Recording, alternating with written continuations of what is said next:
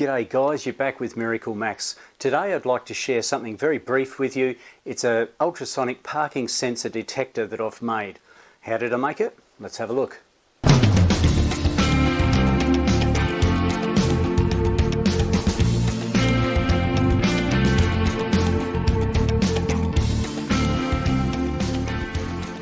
The whole process starts with this little part here. Cost me about $10 I suppose delivered.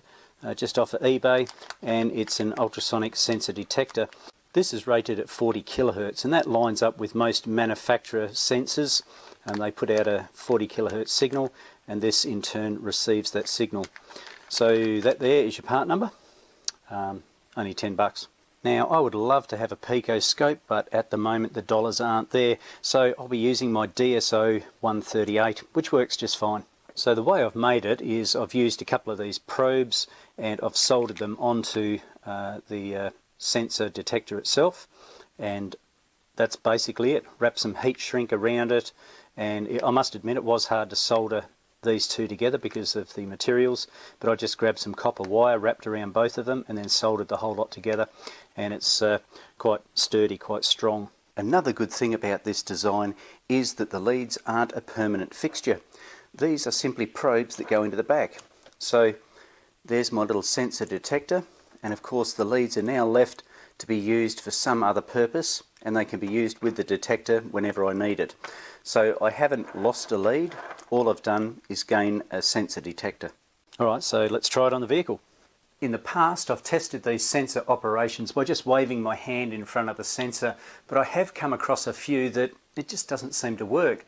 So are they working or are they not working? That's where this little sensor tester comes into play. Just keep in mind the vehicle needs to be in reverse, and in some cases the vehicle actually has to be running before it'll put out that signal.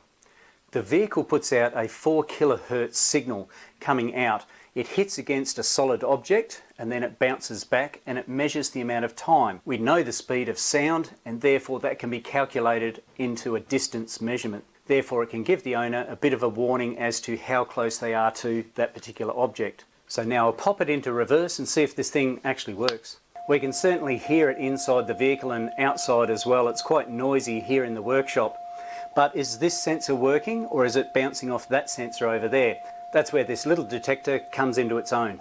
The best setting on your oscilloscope is 1 millisecond per division and 500 millivolts. Now this little guy doesn't go up to 500 millivolts, it only goes up to 50, but you can still see it working. You can see the signal quite clearly there, can't you? I'll take it away, and if we come in closer and closer, the amplitude should get bigger and bigger, which it is. Cool. You can do single shot as well, but no need to in this case. I can clearly see that that one's working. Let's have a look at the other side. And that one's working fine too. Not bad for a $10 purchase. So there you go guys, a ultrasonic parking sensor detector for a little bit over $10. Of course I had a few of these parts already, my lead, the probes, as well as the oscilloscope. But hey, if it works, it works. So like I said, it was just a very brief one today guys. I hope you enjoyed the video, and if you did and haven't as yet, please subscribe to the channel. Give it a like and feel free to comment down below.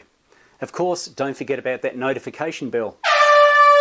You don't want to miss any future videos.